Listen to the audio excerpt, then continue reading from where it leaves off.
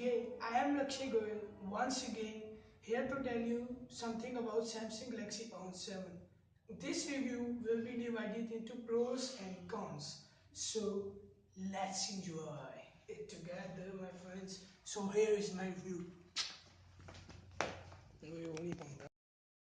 So this is my Galaxy On 7 that I was talking to you about talking to you earlier.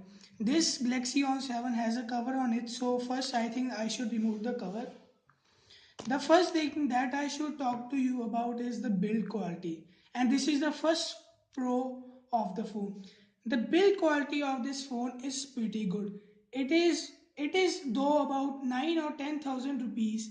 The build quality is good. The fake leather finish on the back is just awesome. I don't ever feel that this is the mid-range of the Samsung offering. I always feel that I am holding an premium device in my hand. This phone, my friends, is best looking device that I ever seen. This is the On 7.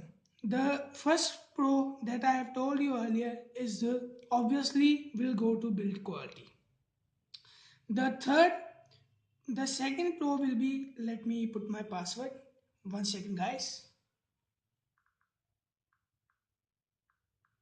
The second pro of this phone is definitely, you will be surprised by that, is this Samsung UI. The Samsung UI is improved in past years very much. This is same UI that was in the Samsung Galaxy S. No lag, no stutter, anything like that. It is best. I think it is the best UI of the Samsung. No lag, and the Android version that it is using is Android 5.1.1, that is Lollipop. So you are getting the latest Android, and Samsung has said that they will be updating this phone to the Android M. So I think it is good. According to the specs, we have a Snapdragon 8410 processor, 1.2 GHz quad core, 13 megapixel rear camera with an speaker grill and flashlight, and 5 megapixel front camera.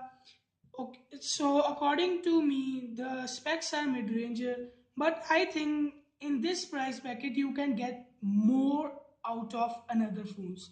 For example, Lenovo A7000 have same price, less than it, and has better specs.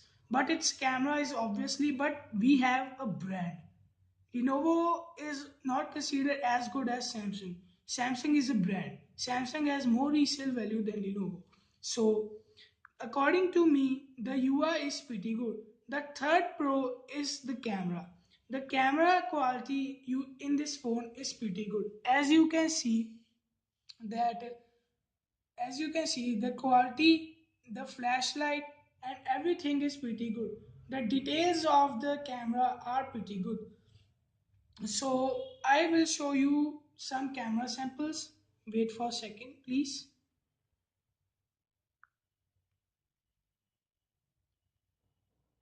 So the I am showing, I am clicking a photo and I will show you that camera sample. So this is the C. See, I zoomed it to every much that I can, but the pixels are not even vanishing. So the camera quality is pretty good. According to selfie, it is pretty good. And the fourth pro that I have is definitely going to be the cellular call quality speaker. It's awesome. It's comparable to the its premium Samsung flagship X6. It is comparative to that. It is pretty good cellular call quality. And now I think there are enough pros, so let's start with the cons. The first con is loading of apps. The loading of apps takes a lot of time. So let I make you see. Let's take internet. It takes a lot of time to open internet, as you can see. My internet connection is very much fast, but it is not as fast as it is not loading as fast. As you can see video, it loads a bit of delay.